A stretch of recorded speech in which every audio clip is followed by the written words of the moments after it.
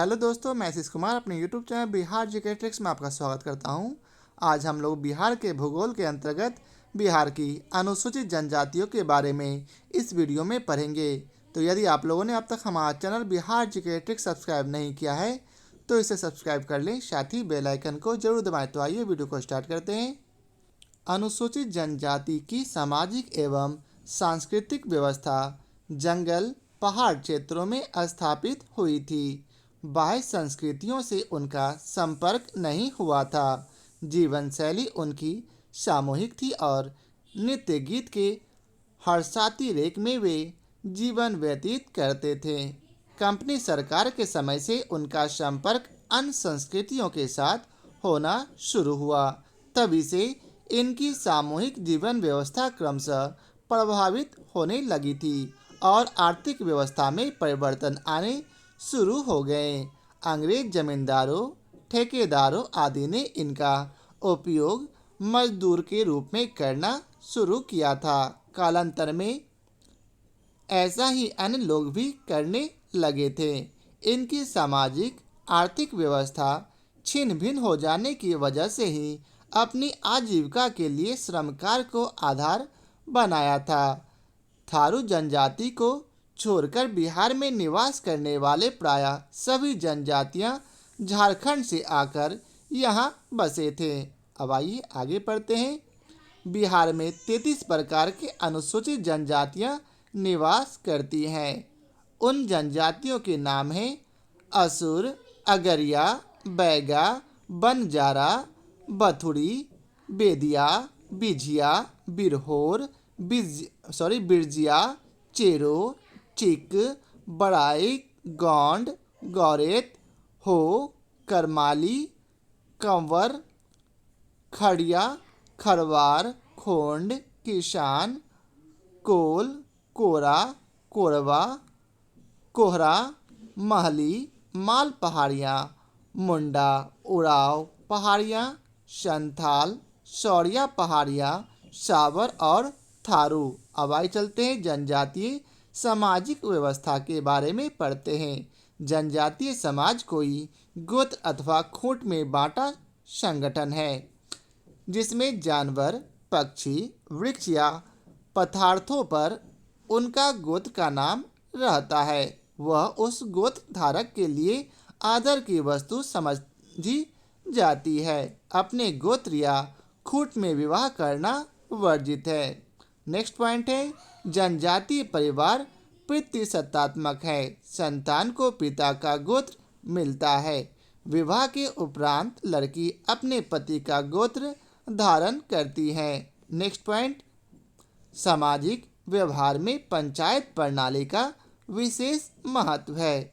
जन्म से मृत्यु तक सामाजिक नियमों से ये लोग बंधे हुए होते हैं।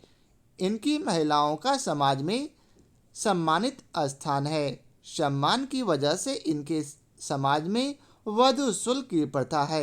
महिलाएं स्वतंत्र होती हैं परंतु संपत्ति की उत्तराधिकारी नहीं होती। नेक्स्ट है आहार। इनका आहार है दाल, भात, साग जनजातियों का मुख्य भोजन है। वहीं वस्त्र इनका पहनने वाला वस्त्र है।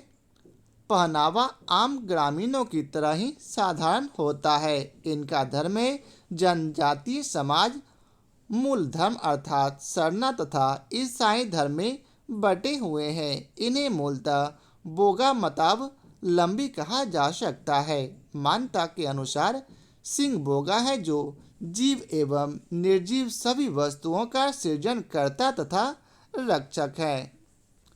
जनजातियों के बीच सिंह बोगा कई नामों से प्रचलित है।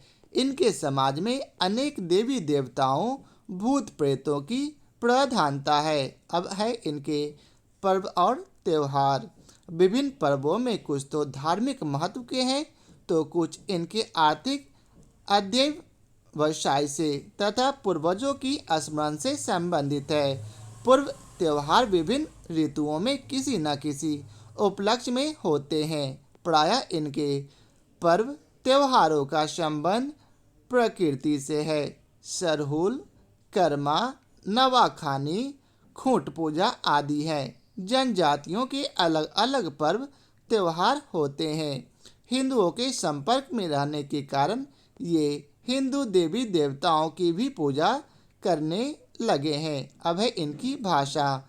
विभिन्न जनजातियों की अपनी अपनी भाषाएं होती है। आजीविका के लिए शहरों में बसे ये लोग अपनी मातृभाषा को भूलते जा रहे हैं। आगे है इनकी वैवाहिक विधियां। कई प्रकार के विवाह जनजातीय समाज में प्रचलित है।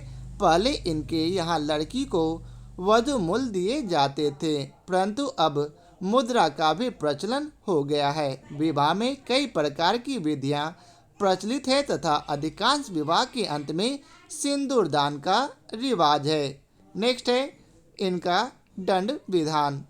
निषेध यौन संबंध का अपराध जनजातियों में सबसे गंभीर अपराध माना जाता है। संथाली समाज में इसके लिए बिटलाहा नामक दंड विधान है। सभी समाज के अलग अलग दंड विधान है। अब है इनके गीत एवं नृत्य।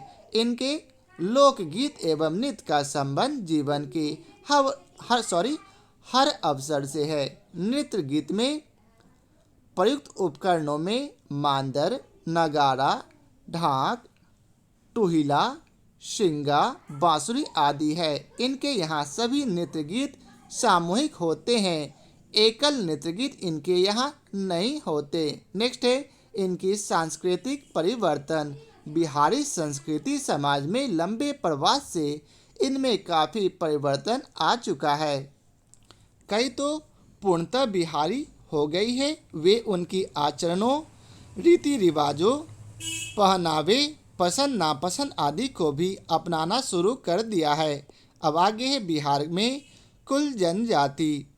इनकी जनसंख्या बिहार में 13,36,573 है। वहीं इनमें पुरुष की जनसंख्या 6,82,516 है और महिलाओं की जनसंख्या 6,54,057 है। अर्थात कुल जनसंख्या में यह 1.3% भागीदारी रखती है। भारतीय संविधान में अनुसूचित जनजातियों की सुरक्षा एवं विकास को सुनिश्चित करने के लिए विशेष प्रावधान किए गए हैं। इनकी सुरक्षा से संबंधित प्रावधान संविधान के अनुच्छेद 15(4) में, 16(4) में, 19(5) में, 23, 29, 46, 164(1) में, 330 में, 332, 334, 335, 338 और 339(1) में 5वीं अनुसूची में दिए गए हैं। अब आइए पढ़ते हैं। अब है जनजातीय सुरक्षा संबंधी संवैधानिक प्रावधान। अनुच्छेद 15(4) के अंतर्गत इन लोगों को सामाजिक, आर्थिक व शैक्षणिक हितों का विकास के लिए प्रावधान किया गया है। वहीं अनुच्छेद 16(4) में पदों व सेवाओं में आरक्षण इन लोगों को दिया गया है। अनुच्छेद 19(5) के अंतर्गत संपत्ति में जनजातियों के हितों की सुरक्षा की गई है। अनुच्छेद 23 के अंतर्गत मानव के दुर्व्यापार और बालाश्रम का प्रतिषेध है। अनुच्छेद 29 में अल्पसंख्यक वर्गों के हितों का संरक्षण है। अनुच्छेद 46 में अनुसूचित जातियों, अनुसूचित जनजातियों एवं अन्य दुर्बल वर्गों के शिक्षा और अर्थ संबंधी हितों की अभिवृद्धि है। अनुच्छेद 164(1) के अंतर्गत कुछ राज्यों में जनजातियों के कल्याण के लिए एक मंत्री की नियुक्ति है। नेक्स्ट है अनुच्छेद 330 के अंतर्गत लोकसभा में अनुसूचित जातियों एवं अनुसूचित जनजातियों के लिए स्थानों का आरक्षण है। अनुच्छेद 332 के अंतर्गत राज्य की विधानसभाओं में अनुसूचित जातियों एवं अनुसूचित जनजातियों के लिए स्थानों का आरक्षण है। अनुच्छेद 334 के अंतर्गत स्थानों के आरक्षण एवं विशेष प्रतिनिधित्व का 60 वर्ष के पश्चात न रहना। अनुच्छेद 335 में सेवाओं एवं पदों के लिए अनुसूचित जातियों एवं अनुसूचित जनजातियों के दावों का प्रावधान किया गया है। अब आगे है अनुच्छेद 338 अनुसूचित जातियों एवं अनुसूचित जनजातियों के लिए राष्ट्रीय आयोग का गठन किया गया है। अनुच्छेद 339 एक के अंतर्गत राज्य के अनुसूचित क्षेत्रों के प्रशासन एवं अनुसूचित जनजातियों के कल्याण के संबंध में रिपोर्ट देने के लिए राष्ट्रपति द्वारा आयोग की नियुक्ति की गई है। नेक्स्ट है 5वीं अनुसूची।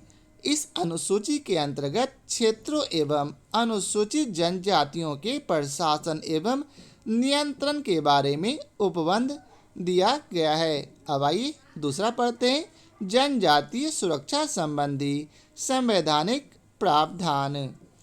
अनुसूचित जनजातियों के विकास अर्थात कल्याण से संबंधित प्रावधान संविधान के अनुच्छेद 275 एक एवं 339 दो में दिए गए हैं।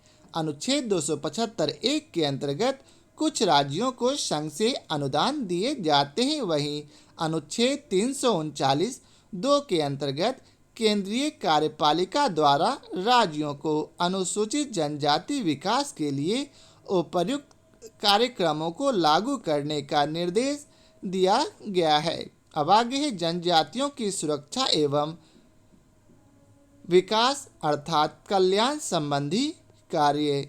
जनजातियों की सुरक्षा एवं विकास अर्थात कल्याण हित के लिए राज्य सरकार की ओर से एक अलग विभाग की स्थापना की गई है। यह अनुसूचित जाति एवं अनुसूचित जनजाति विभाग कहलाती है। अनुसूचित जनजातियों का बिहार की जनसंख्या में 1.3% हिस्सा है। इनकी सुरक्षा एवं विकास अर्थात कल्याण हित संबंधी विभिन्न कार्यक्रम चलाए जाते हैं।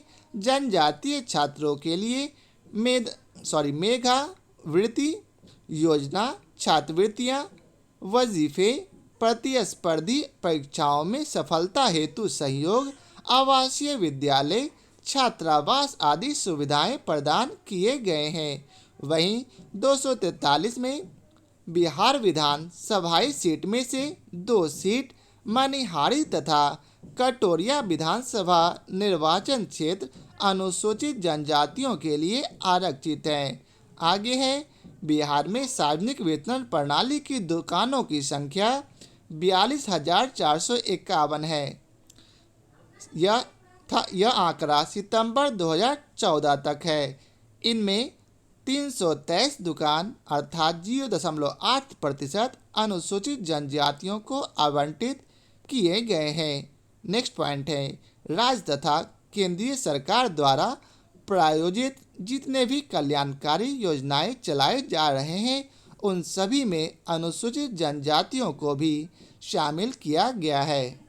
तो यह था बिहार में अनुसूचित जनजातियों के बारे में। तो आशा करता हूँ आप लोगों को हमारा यह वीडियो पसंद आया हो। यदि आप लोगों को हमारा यह वीडियो पसंद आया हो तो लाइक और शेयर जरूर करें। आज के लिए बहुत बहुत धन्यवाद।